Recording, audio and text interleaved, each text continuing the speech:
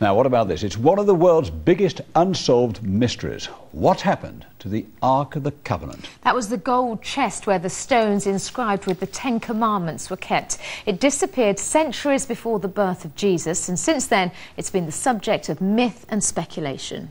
But, according to a new book, it could be very close to home, right here in the Midlands. Robin Powell has the story. It's an extraordinary theory, but hidden somewhere beneath this roadside well at Knapton-on-the-Hill in Warwickshire could be the lost Ark of the Covenant, the gold chest containing the stone tablets on which were inscribed the 10 Commandments given by God to Moses on Mount Sinai. The theory is contained in a new book by Graham Phillips, a writer and historian from Coventry. Phillips even claims a friend of his may have found one of the tablets. It has been taken now to the Brigham Young University at Salt Lake City in Utah, America, where experts are looking at it, and they have been able to tell that it is made of exactly the same sandstone that's found on top of Mount Sinai. The Ark of the Covenant used to be kept at Solomon's Temple in Jerusalem, but went missing 6 centuries before the birth of Christ.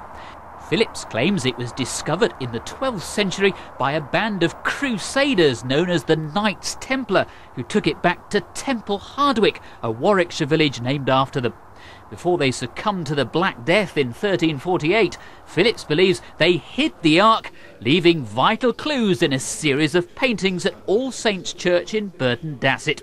Locals have reacted with astonishment to the claims. If they really are true, there'd be huge implications for an unspoilt area that millions drive through on the M40 motorway but very few visit.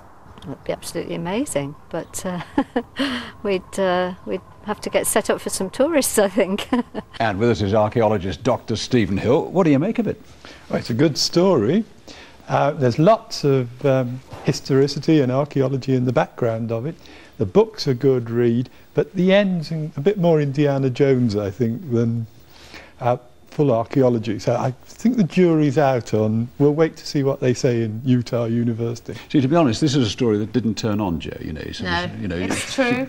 I'm not an archaeologist. But I said, if it is, it's the most fantastic story, isn't it? If it's true, this is a fantastic story. This is something people have been looking for 2,000 years. It's not impossible, is it? The Knights Templars have good associations with the Midlands. They survived here for 20 years after they'd been wiped out in Europe, Edward II's time. Their association with here, Temple Balsall, Temple Herdwick, all these places, it's all there. They're a very mysterious lot, done for all sorts of heresy and things. People didn't really like them at the time. It's a good mystery story, and you never know. There might be something to it. I say, you did mention Indiana Jones. Is this the same story as Raiders of the Lost Ark? For people like me who know nothing about archaeology. This is the great big gold box that held the tablets from Mount Sinai that you could use to blast down walls of city, and it's the thing that Indiana Jones called something like a microphone you can talk to God through.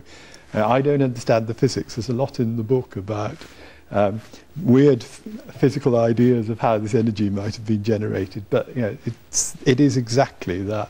Now, presumably you never dismiss a theory out of hand. You always follow it through, do you? Absolutely. I mean, and this is one of those ones where, yes, there's a load of historical account at the background. Maybe they will tell us the stone came from Mount Sinai, though he's had to move it in the book. I mean, are you or one of your colleagues going to get out there and start digging? Yes. Well, that's all your students from Warwick, are you going to be out there?